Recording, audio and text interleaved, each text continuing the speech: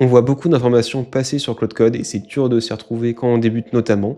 Je vais te partager dans ce short les informations qui sont pour moi essentielles et ce qui a aussi fonctionné de mon côté. Dans un premier temps, il faut que tu apprennes à gérer ton contexte. En effet, quand tu travailles avec Claude Code a une fenêtre de contexte et globalement, c'est sa mémoire de travail. C'est là-dedans qu'il va stocker la discussion en cours et utiliser cette discussion pour pouvoir construire ton projet. Si cette fenêtre de contexte, tu la remplis trop, eh bien, tu as Claude Code qui risque d'avoir des hallucinations, qui risque d'oublier des choses ou même de faire des erreurs. Et ton but à chaque fois, quand tu discutes avec lui, c'est d'optimiser ta fenêtre de contexte en appliquant des bonnes pratiques. Même si on a des modèles qui ont une fenêtre de contexte très élevée maintenant, Opus 4.6 par exemple a une fenêtre de 1 million de tokens, c'est-à-dire à peu près 750 000 mots, ce qui est énorme. Malgré ça, ce qui a été identifié, c'est que la qualité des réponses de Claude commence à se dégrader aux alentours des 200 000 tokens. Et ton objectif, c'est toujours rester à cette limite et de ne pas la dépasser. Pour ça, ce qu'il faut dans un premier temps, c'est être précis dans tes prompts. Si tu dis à Claude, par exemple, il y a un bug dans mon app, là, dans ces cas-là, Claude va faire beaucoup de recherches pour voir où est le bug, donc il va consommer pas mal de tokens et remplir ta fenêtre de contexte. En plus, il va perdre du temps à identifier quel type de bug c'est et le corriger. Tandis que si tu dis, ok, j'ai tel type de bug à cet endroit précisément de mon app,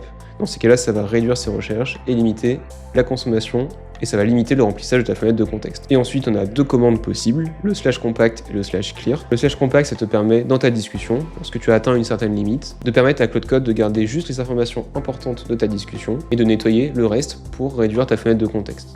Dans ce cas, tu peux continuer de travailler dans la même discussion et garde en tête que tu as potentiellement des informations qui vont passer dans les mailles du filet, malheureusement. Et enfin, le /clear, là, c'est radical. Dans ce cas, ça va totalement clean ta discussion. C'est équivalent de commencer une nouvelle discussion avec Claude. Maintenant, je t'ai expliqué comment fonctionne la fenêtre de contexte. On se retrouve demain pour la partie 2.